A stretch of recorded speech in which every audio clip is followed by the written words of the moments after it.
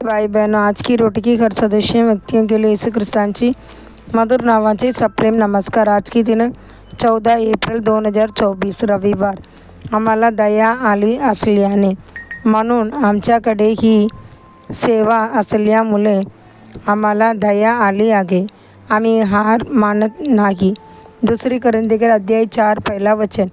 येथे आपण प्रेषित पौल आम्ही हार मानत नाही असे ठामपणे घोषित करताना पाहतो। संघर्षाच्या काळात तो नेहमी देवाची दयेवर अवलंबून राहिला आणि म्हणूनच तो कधीही खचला नाही। तो खचला नाही आणि उच्च शक्तीवर, पवित्र आत्म्यावर अवलंबून राहून त्याला बल मिळाले। तो प्रभूचे शब्द विसरला नाही, ज्याने म्हटले, परंतु जेव्हा पवित्र आत्मा तुमच्यावर येईल तेव्हा तुम्हाला सामर्थ्य मिळेल।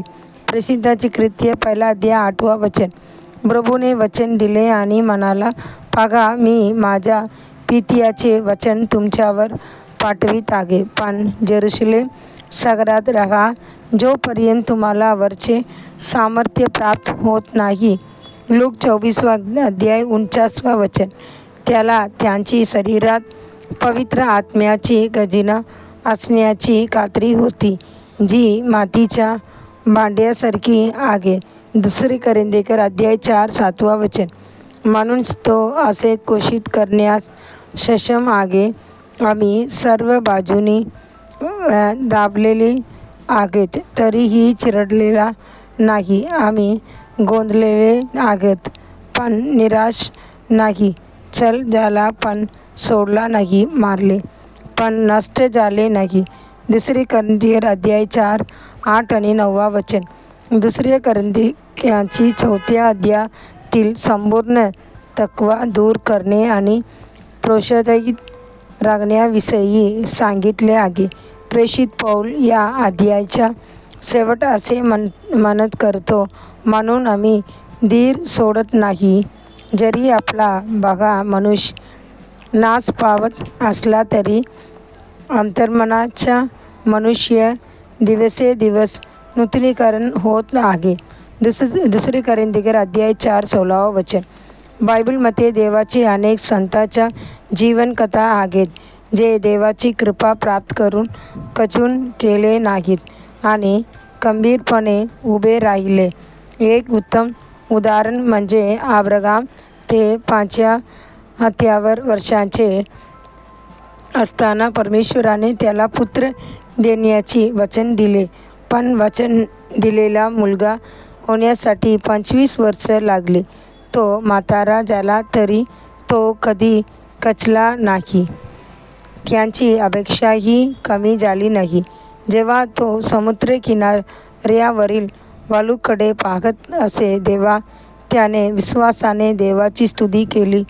जेव्हा जेव्हा त्याने पृथ्वीच्या धुळीकडे पाहिले तेव्हा त्याने देवाचे आभार मानले। तसेच जेव्हा तो आकाशातील ताऱ्यांकडे पाहत असे त्याने त्यांच्याकडे स्वतःच्या मुलासारखे पाहिले आणि आत्म्याने आनंदित झाला। परमेश्वराने त्याच्या अतुलनीय विश्वासाचा सन्मान केला आणि त्याला आशीर्वाद म्हणून इसहाक दिला। प्रभूने अब्राहमला विश्वासूचा पिता बनवले। पास्टर लॉरेन्स के देवाचे सुप्रसिद्ध सेवक आहेत।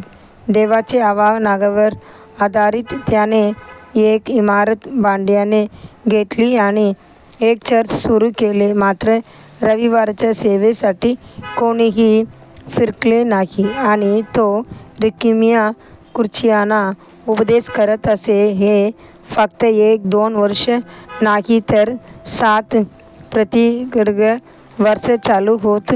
7व्या वर्षी तो अशा प्रकारे रिकाम्या चर्चमध्ये प्रचार करत असताना पोलिसांपासून वाचण्यासाठी खुर्चीखाली लपवून बसलेल्या एका चोराने संदेश ऐकला आणि त्याची सुटका झाली। त्यानंतर त्या पूर्वीच्या चोराने साक्ष दिल्यावर ही मंडळी वेगाने वाढू लागली। पास्टर लॉरेन्स त्यानंतर शंभरहून अधिक चर्च स्थापन करू शकले। देवाची मुले ज्याने देवाची कृपा प्राप्त झाली आहे. तुम्ही कधीही खचून जाऊ नका. परिस्थिती काहीही असो, तुमचा विश्वास कधीही व्यर्थ जाणार नाही. पुढील चिंतनासाठी श्लोक. सर्वकालिक देव परमेश्वर पृथ्वीच्या टोकाची निर्माण करता बेहोश होत नाही आणि थकवत नाही. त्यांची समज अगम्य आहे. येसाया 40 अध्याय 28 वचन. दिवसासाठी बायबल वचन सकाळी 1 सामुएल अध्याय 24 आणि 26 अध्याय. संध्याकाळी लूक अध्याय 12 अध्याय 32 वचन से 59 वचन. धन्यवाद.